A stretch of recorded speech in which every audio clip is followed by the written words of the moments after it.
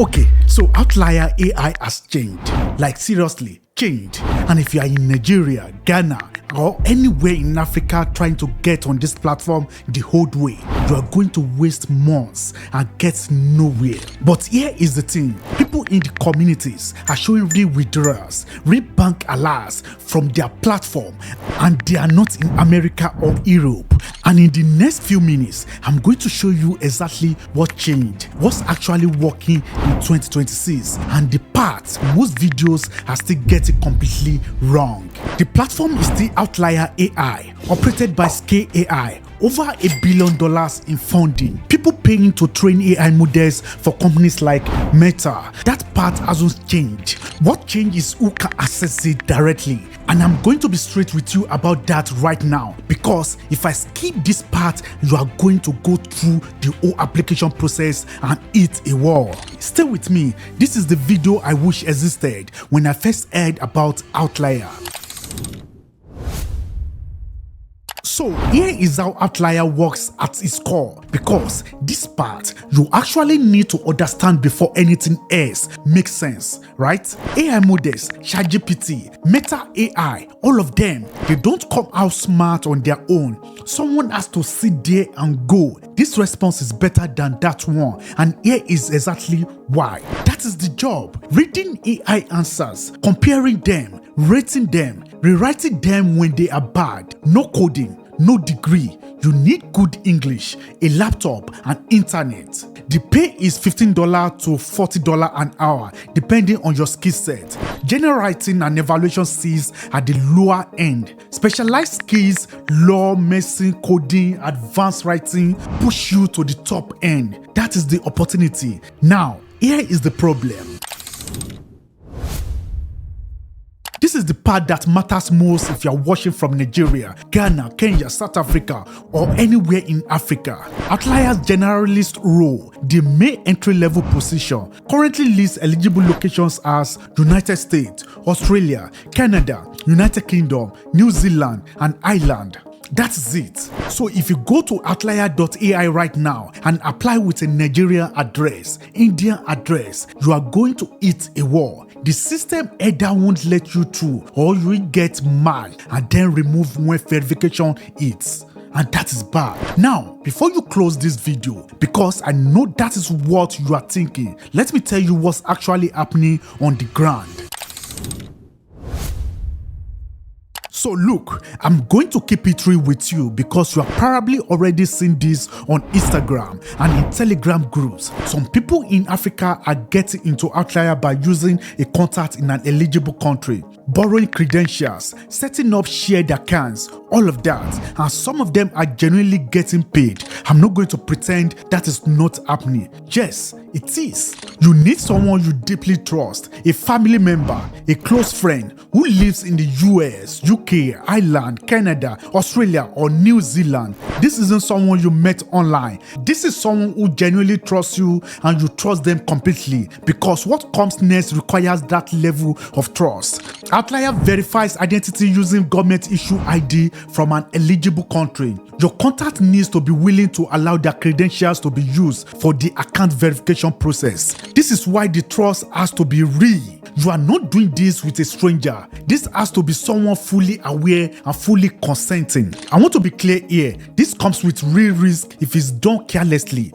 or dishonestly. Both people involved need to understand what they're agreeing to. Do not do this with someone you don't fully trust. Do not misrepresent anything. If this isn't something you can do cleanly and honestly with someone who genuinely supports you, skip this route and wait for direct access to open. You create a fresh Gmail account, one that's specifically for this Outlier work, and share between you and your contacts. This is the account title, the profile, the task, the payments. Keep it clean, keep it professional. Outlier look for people with writing writing and content evaluation skills. Your CV needs to reflect that specifically, not a generic CV you have been sending everywhere. A CV built around the role, highlighting writing ability, research content reviewing, anything that shows you can evaluate quality and communicate clearly. Some people in the community are sharing free CV templates for exactly this. Worth finding one and adapting it properly rather than starting from scratch.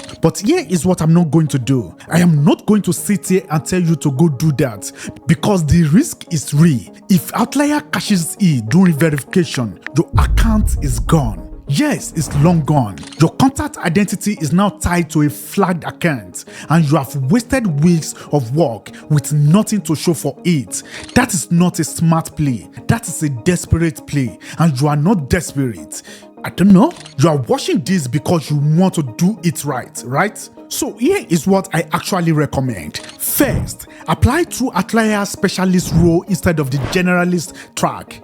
Roles in coding, advanced maths, multilingual evaluation, and domain expertise often have wider geographic eligibility. If you have any background in these areas, that is your door right now. Second, look at Scale AI's other platform, Remotax, and other scale-operated portals sometimes accept from regions Outlier doesn't.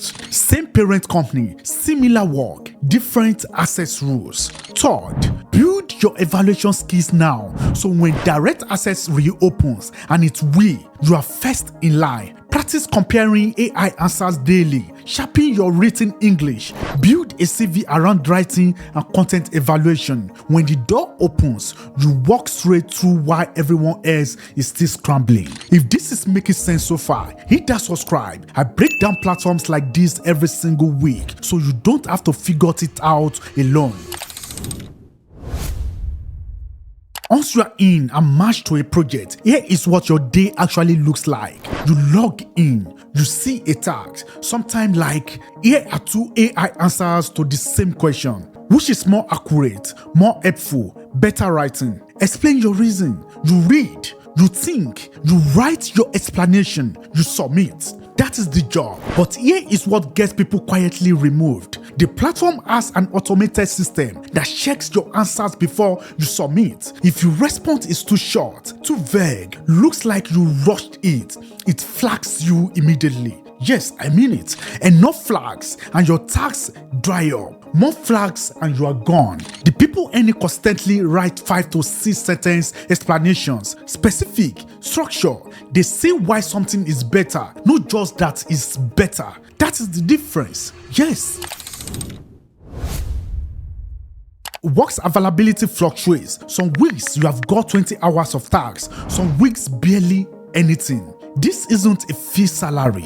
Onboarding takes 2 to 6 weeks after you apply. Most people quit in that window thinking it's not working. It's just slow. That is normal. Treat this as your first online income, your proof of concept, not your entire financial plan. The risk ceiling is when you qualify for specialized roles at $30 to $50 an hour, but you get there by starting and staying consistent. Here is exactly what I do today, starting from zero.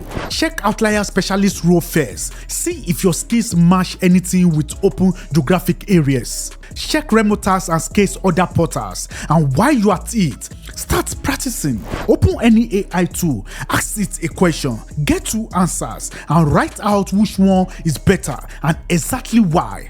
Do that every day. The window for this kind of work is genuinely open. AI companies need humans. The money is real. You just need to find the right door, and now you know where to look. The next move is yours. Drop a comment, what country are you watching from and which route are you going for? I read everything. Next video, I'm breaking down exactly how to write a test answer that gets you accepted with real examples. Subscribe so you catch that one. I am Richard. See you there, and you welcome.